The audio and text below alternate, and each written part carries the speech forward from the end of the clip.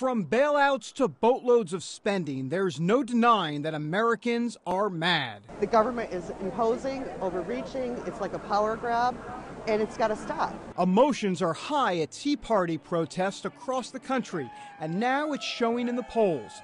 They range from very angry at 46% to 25% being somewhat angry at current government policies. Former House Speaker Newt Gingrich points to the economy and President Obama's policies as major factors. And I think there's a general sense that the system is out of control, and how do I, a citizen, make enough noise to get the attention of the people who currently have power? The signs at the protests say it all. Throw all the bums out, stop wasting my money, are just a few of the tamer ones. And what we're seeing now is the rise of big government. And so big government is now oppressing the American people with too much spending, too much taxes, too much regulatory burden. Americans are very practical people in the end. We tend to want the government to work. We rail at big government most when it's not working for us, when it doesn't seem to be following through on its promises. White House officials have no plans to dial back on their agenda in 2010. They believe that bailouts, health care reform, and stimulus money for jobs are crucial to improving the economy. It's a risky strategy. If the economy doesn't turn around, the big government cry of socialism against President Obama could get even louder. I think at the elections in 2010, we will see a sweep of government officials out of office. I think we will see a tremendous sweep because the American people don't want to go down this road. Speaking out against government in some fashion can be found throughout America's history. Just choose your time period. Economic unrest in the 1890s, McCarthyism in the 50s, Vietnam in the 60s.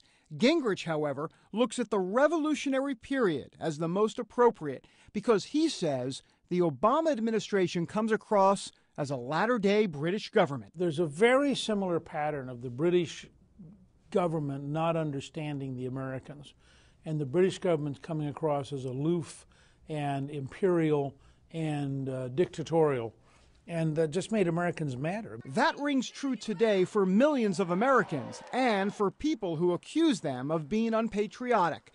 Consider what Thomas Jefferson wrote back in 1787. It reads, "And what country can preserve its liberties if their rulers are not warned from time to time that their people preserve the spirit of resistance?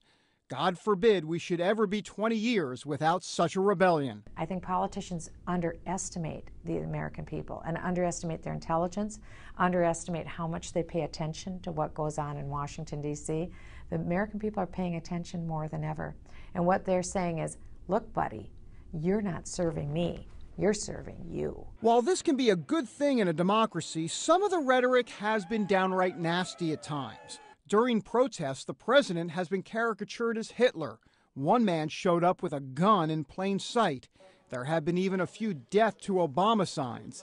All of that, according to Gingrich and other conservative leaders, is wrong and hurts their cause. We know that much of the elite media is going to be deeply biased in favor of the left, and to give them easy targets to attack is very unhelpful.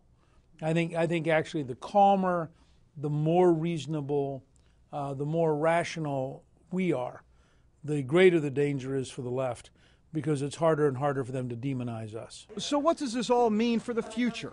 Not much if it doesn't translate to the ballot box in 2010. Now the question is whether there is a Republican Party which is equipped both to corral a lot of that anger and to channel it to their benefit, and also to speak to voters who are not part of that minority of people who are truly angry and willing to act on that anger. This is no electoral slam dunk for Republicans. They have their own challenges, including the fact that some of those same Tea Party participants are aiming for big spending Republicans as well as the party in power.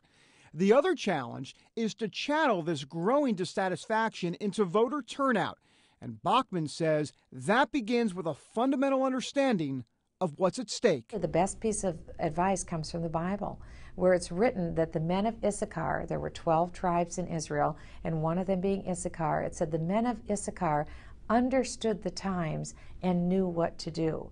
The people need to understand the times that we live in. The government is trying to grow exponentially and to take away our freedoms that we have been given. It's made a whole lot of people a tad bit upset. David Brody, CBN News, Washington.